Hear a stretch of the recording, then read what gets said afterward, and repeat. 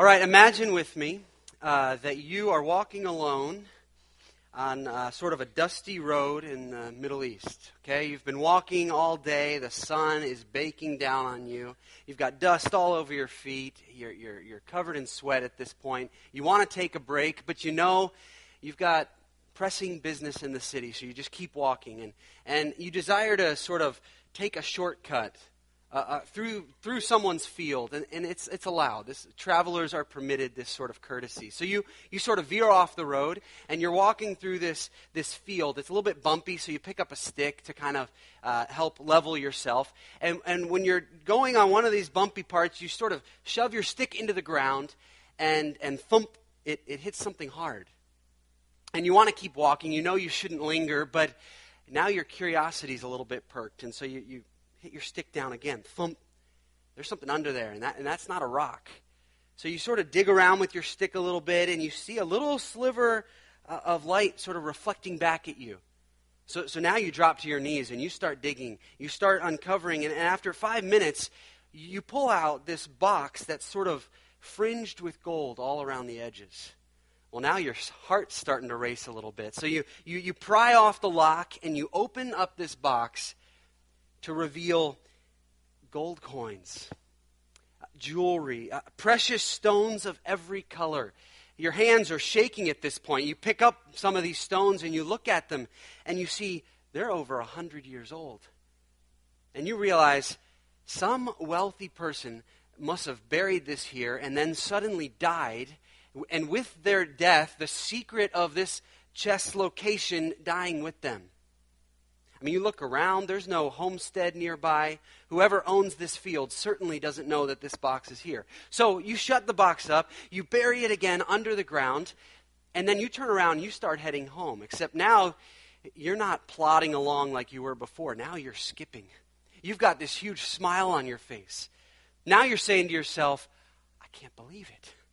What a find. How am I going to get that treasure? I can't just take it. Because whoever owns this field owns everything in it.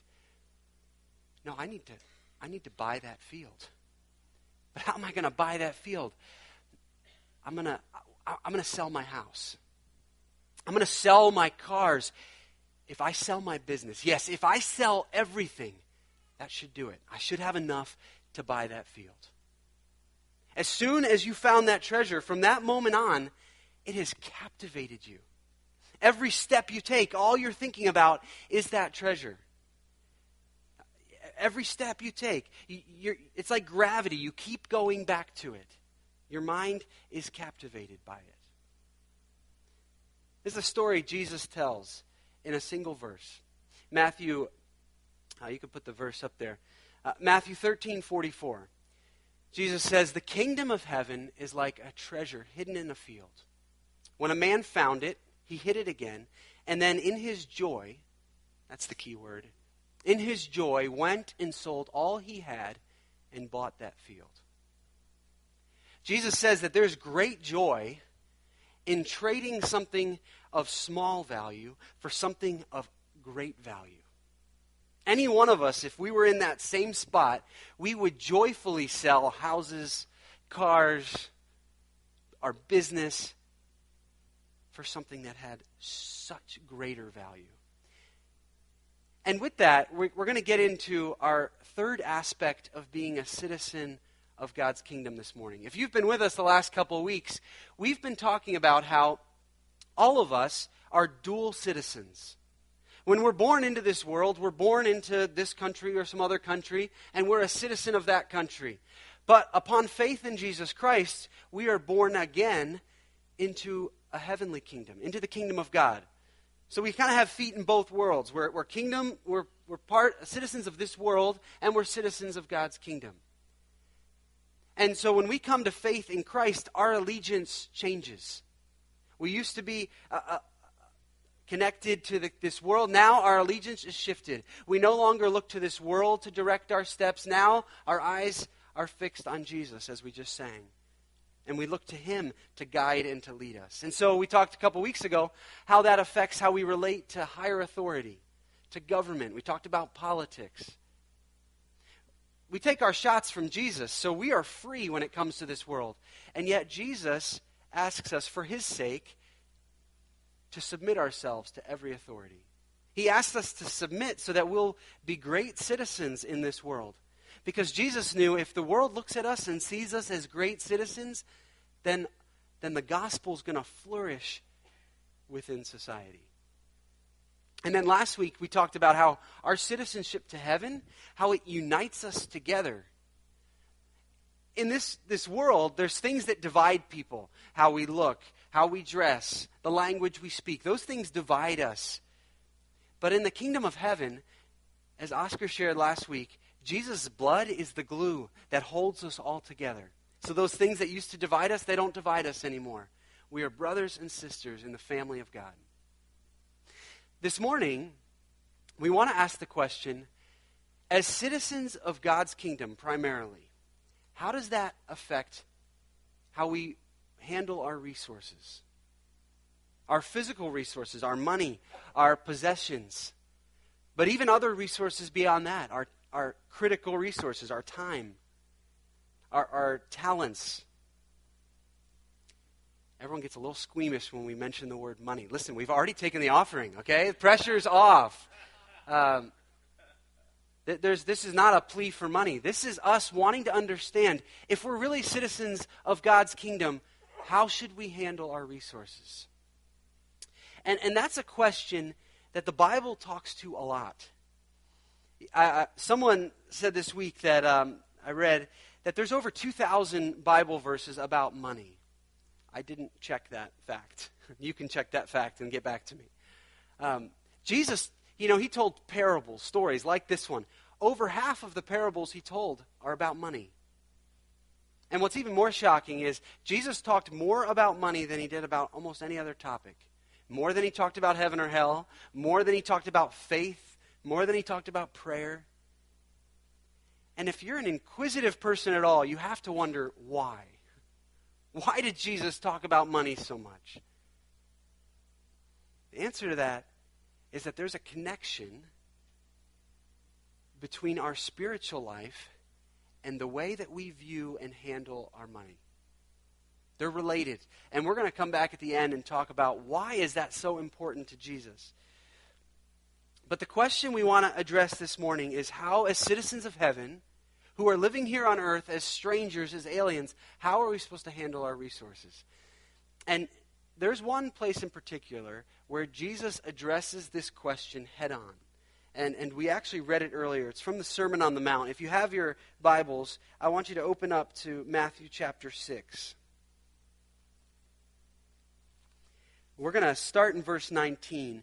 And what we're going to see is that first, Jesus is going to address the foolish way to handle our money. Then in verse 20, he's going to talk about the wise way to invest your resources. And then verse 21, we're going to see he's going to talk about why this is so important. So we're just going to sort of take it one verse at a time. So verse 19, Jesus is going to talk about foolish investing. He says this, "Do not store up for yourselves treasures on earth, where moths and vermin destroy and where thieves break in and steal." All right? You probably didn't know the word vermin was in the Bible. Well, there it is. Jesus says the foolish way to invest is to store up your treasures on earth. Now, what does that mean? What does it mean to store up your treasures on earth? I think another way you could say it is spending earthly resources on earthly possessions and pleasures. That's what it means to store up. Now, what is Jesus not talking about? He's not talking about taking care of your family, meeting your daily sort of needs. That's not what he's talking about. We know that's not, because the rest of the chapter, he talks about how important those things are. Later on in the book of 1 Timothy, Paul commands us to care for our families. So that's not what Jesus is talking about. He's talking beyond those things. What do you do with your resources? Beyond those things. And he says that it's foolish to store up on earth. Now, why is it foolish? He doesn't say it's foolish to store up. The idea of storing up, that's actually an innate desire, a God-given sort of desire that God gives all of us to store up. He says it's foolish to store up on earth. And why is that? That's because it won't last. It won't last. Earthly treasure decays. It rusts. It gets eaten. It breaks down. It gets destroyed in a flood. Hail damage. I mean, you name it. You put your precious resources into things of this earth, and it's eventually not going to have anything to show for it. For a while, Jen and I had a pretty bad record going. The first 2 homes we lived in, after we moved out of them, within the next year, those homes were torn to the ground. And that may make it seem like we destroyed them, but that's not really what happened. But the first home, I'll never forget, is the home when we first got married we lived in. I lived there before we got married. And I wanted to surprise Jen, so I redid the bathroom one weekend so that when she came over next time, she'd be surprised to have a nicer bathroom when she moved in. But then after we moved out of the place, whoever bought the house flattened it and put a bigger house there. All the money, all the time that went into redoing that bathroom, there's absolutely nothing to show for it. It's gone. It's dust now. In a junkyard somewhere. Nothing to show for it. Earthly treasure, it's transient. You know, a lot of us find a certain amount of security in a bank account or in some sort of emergency fund, but ultimately that's not very secure. Proverbs 23:5, Solomon says, "Cast but a glance at riches, and they're gone. For they will surely sprout wings and fly off to the sky like an eagle." Lots of us know what that's like after 2008. I had a couple friends who lost over 50% of their sort of net worth in a matter of a week when the stock market crashed. His wealth literally sprouted wings and just flew off. It's not secure, it's transient. Earthly treasure can be stolen. Anything we have, money, possessions, even our own identities can be stolen. In fact, ultimately, when we die, everything we have is stolen. You can't take anything with you. I heard someone say this week, you'll never see a hearse pulling a U-Haul trailer. You can't take it with you. This is what the psalmist is saying in Psalm 49. It says, "For they will take nothing with them when they die. Their splendor will not descend with them." John D. Rockefeller, he was one of the wealthiest men ever to live on the planet. And a reporter once asked his accountant, after Rockefeller had passed away, asked his accountant, "Hey, how much money did Rockefeller leave?" And his accountant, his reply was classic. He said, "He left all of it." You can't take it with you. Jesus says it's foolish. This is a very foolish way to store up your resources here on earth because it's going to decay, it's transient, and ultimately it's going to be stolen. You can't take it with you. So then Jesus says there's a better way. There's a smarter way. There's a wiser way to invest. Verse 20. He says, "But store up for yourselves treasures in heaven, where moths and vermin do not destroy, and where thieves do not break in and steal." Now, I find it really fascinating that Jesus doesn't make this a moral issue. He doesn't say, hey, don't store up your treasures on earth because that's sinful, but store up your treasures in heaven because that honors God. Jesus doesn't say that. He doesn't make this a right and wrong issue. Jesus says this is a wisdom versus foolish issue. This is about being smart or being dumb. He says, store up your treasures in heaven. Why? Because it's secure. Because it's not going anywhere. Because it's going to last. It will actually pay out at the end. You'll have something to show for your investment. If you were to call up a financial planner and tomorrow sit down with them, sort of go through all of your finances, almost every financial planner, what they're going to do is to try to get me to kind of lift our head up and say, okay, don't just look at the next 3 months. Don't even look at the next 3 years. Look at the next 30 years. Well, Jesus, as the ultimate financial planner, is saying, no, that's not long enough. Think of the next 30 million years. What investment is going to last that long? Randy Alcorn, he's a pastor in Oregon.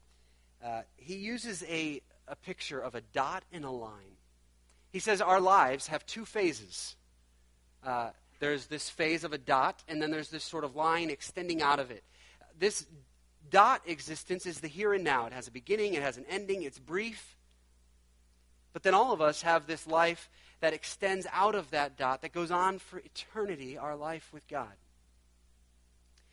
And he says, right now we're living in that dot, but what are you living for? The short-sighted person lives for the dot. The person with perspective lives for that line. The person who lives for the dot lives for treasures on earth that end up in junkyards. The person who lives for the line lives for treasures in heaven that never end. So what does it mean to store up your treasures in heaven? How do you actually do that? We could say it this way. We could say it's possible to convert your earthly resources to things of eternal value. Well, how do you do that? How do you convert this temporary stuff to things that have eternal value? Well, anytime you and I put those resources into investing in God's kingdom, it's then touched with things with eternal value.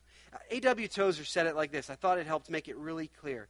He said this: as base a thing as money is, and let's be honest, money is a very basic thing. It's really pieces of paper that our society has said this has value. Okay, as base a thing as money is, it yet can be transmuted, it can be changed into everlasting treasure. It can be converted into food for the hungry and clothing for the poor. It can keep a missionary actively winning lost men to the light of the gospel and thus transmute itself into heavenly values. Any temporal possession can be turned into everlasting wealth. What is given to Christ is immediately touched with immortality. When you think of that dot and that line, the only thing from our dot existence that's still going to exist when we're on that line is people. People are eternal beings. And so when we put our resources into investing in people, that's an investment for Christ's sake that's going to exist in eternity. Now, I know lots of you get this. You get this idea of foolish investing and wise investing because a few months ago when we were checking out the church, if this is a place God would call us, one of the things we checked out were the church's finances, and we were really blown away that this size group of people could have a budget the size that this church has. That means lots of you in here are really getting the wisdom to investing in God's kingdom through the local church.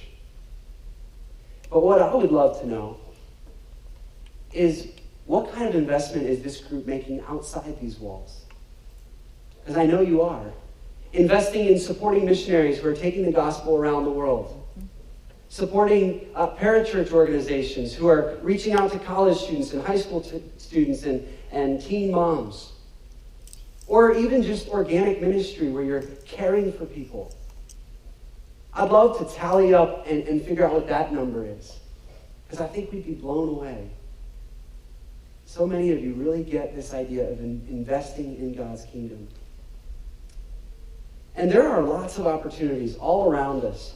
Some that you may not even think about to invest in God's kingdom.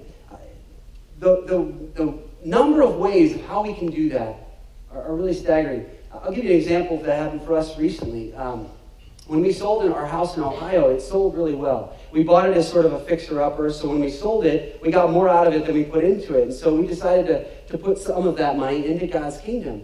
And right around the same time we sold the house, there was a couple that we knew who for over a year and a half have been trying to adopt a child. Well, the same week we were selling our house, they got a call that if they drove to Detroit tomorrow, there's a child available. So we saw this happening at the same time as more than just coincidence, and that God was calling us to put some of those resources into helping them adopt their new son, Gabe. And I don't say that to toot our own horn, not at all. I just say that as a way of seeing that there's lots of ways to invest in God's kingdom, to invest in people for the sake of the gospel. So this idea of converting our temporary resources to things of eternal value, think of it this way. Think of being alive at the end of the Civil War, okay? You're living in the South, but you're not really from the South. You're actually a northerner living in the South, so kind of like me right now. So you're living in the South, and it's towards the end of the Civil War. And now say, for instance, that you know the war is almost over. It's almost, the end is imminent. So you're living in the South, and while you've been living there, you've sort of accumulated all of this Confederate currency. You have a lot of this Confederate currency, and yet you see the end of the war is coming. So what are you going to do?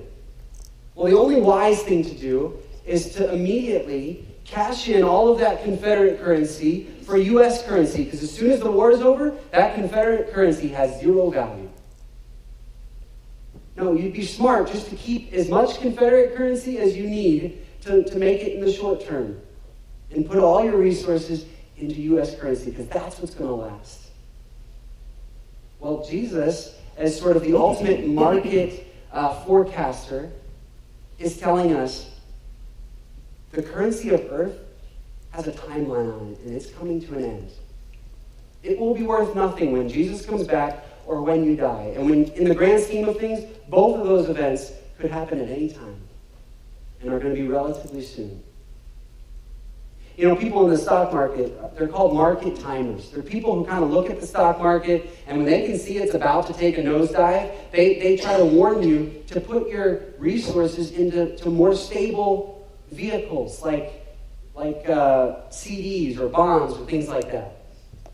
Well, Jesus is the ultimate market timer.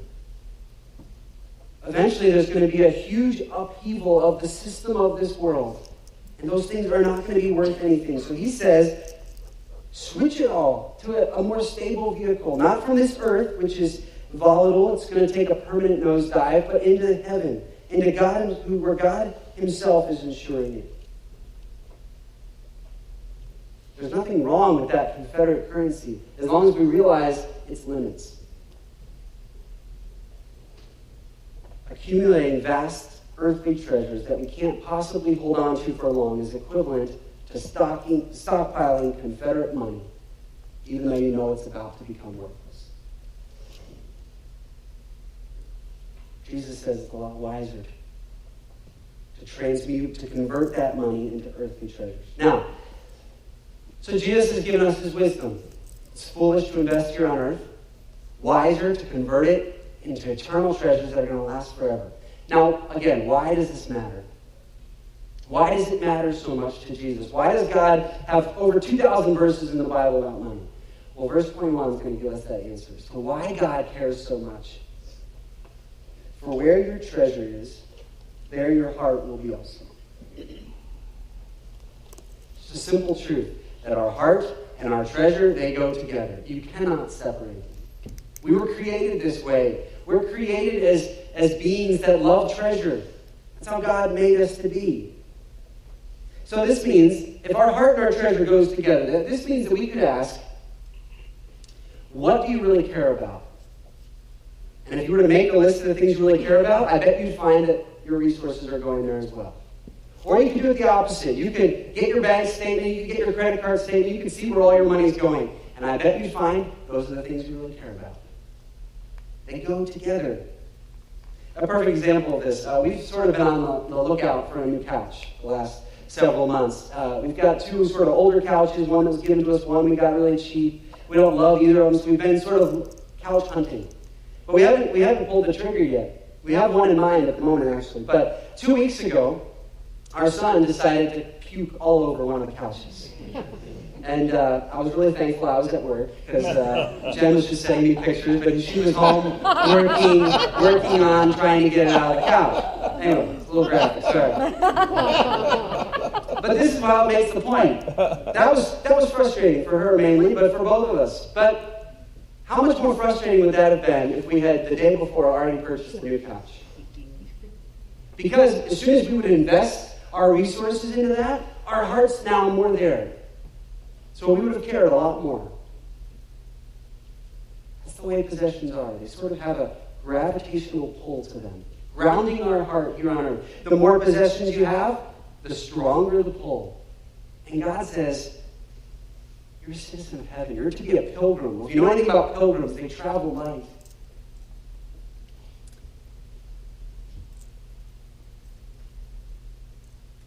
This idea that our treasures and our heart go together, this can be a good thing too. Think about it. A number of years ago, we started supporting a young gal who's taking the gospel to India. And so for the last couple of years, we've been supporting her as she's ministering in India, and every couple of months she sends a letter home about what's happening. Before that, I couldn't care much for India. I didn't know much about it. I had never thought much about it, prayed for it. But as I've been sending my money to this gal in India who's taking the gospel there, my heart has grown for it. Because our heart and possessions go together. I'll never forget when this truth really sunk in. It was right after college for me. I was raising money. I was going to go spend a year doing mission stuff in Turkey. And I needed to raise a lot of money. I needed to raise $30,000. And if you've ever tried to raise money, you know that's sort of a daunting task. And so I was meeting with different people from my home church and sort of explaining what God was going to do the next year in Turkey and asking them to be a part of it. And I'll never forget this one time, this real estate businessman asked me to come and meet him in his office. So I walk into this huge conference table and I sit down on one end, and this guy Chip Lundy comes in and he sits down across from me. And then all of a sudden he just starts crying.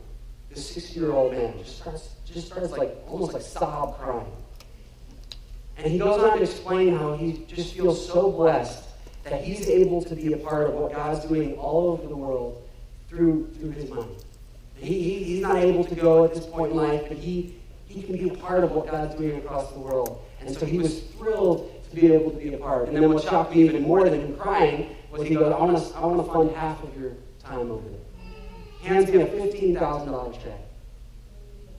But I saw how inseparable your heart and your treasure is. You could see it. He was bawling. That's how much it touched him. And his heart was invested in God's work because he was putting it towards the mission field. This is why God cares so much about this. Because God wants us as citizens of heaven. He wants all of us. And God knows the only way to get all of us is to go after our resources. Because if our resources are over there, there's no way he has us. If you look at Matthew 6, Jesus, he's talking about hypocrisy.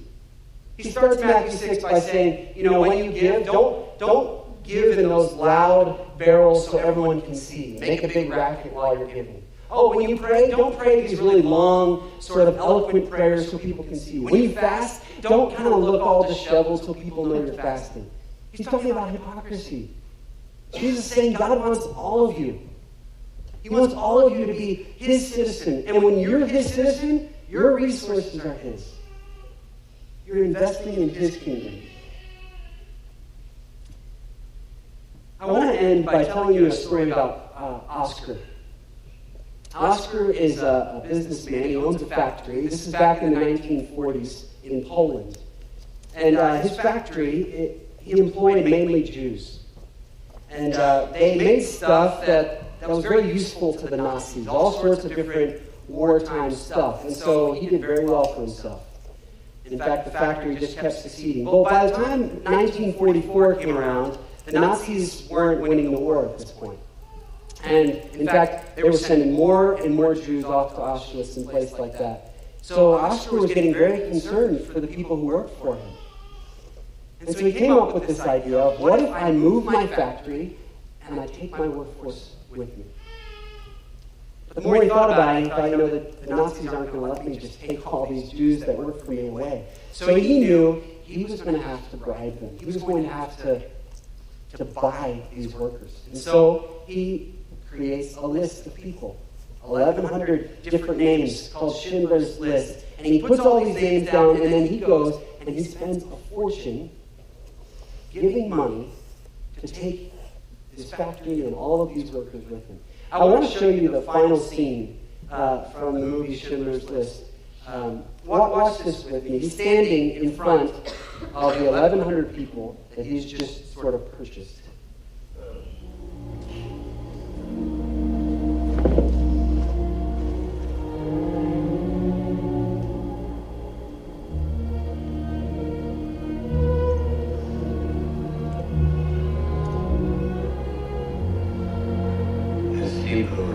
The top of this is a person's own life, serves the world entire.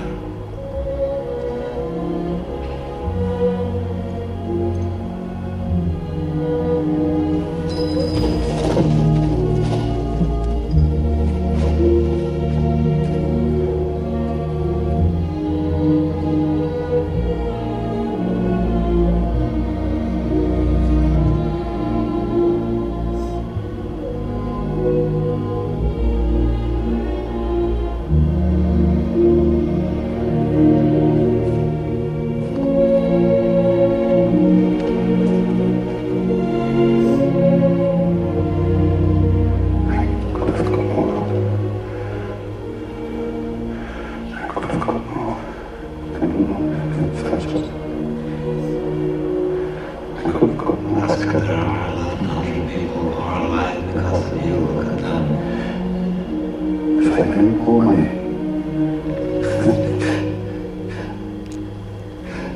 I threw away so much money. You have no idea. If I just generations because of what you did. I didn't do enough. You did so much.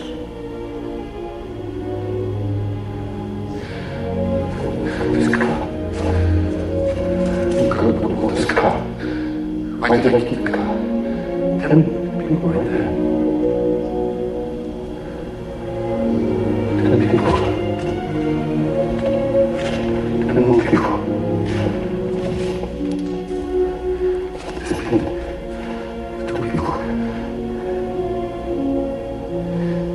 This is gold. 2 more people. You will give me 2 more. Please hold me. You will give me one more. One more person. Person stand. For this.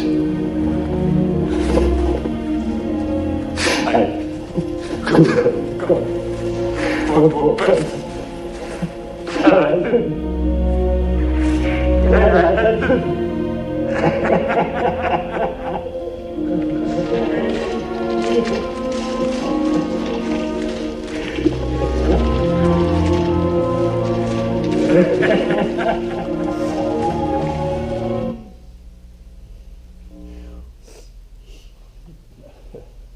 I get to you like it gets to me. And he saw you can convert your things that matter, things that have value. And I just got thinking, how much higher are the stakes for us? Because he was saving people so they could live in this life. We can give our resources to go to God's kingdom, things that are going to last forever. Jim Elliot famously said, but it bears repeating here, that he is no fool who gives what he cannot keep to gain what he cannot lose. And that's what Jesus is saying in Matthew 6. You invest your treasures here on this earth, you'll never see it again. But you invest your treasures in the things of God's kingdom, into people, into the advancement of the gospel, be with you forever. Let me pray for us.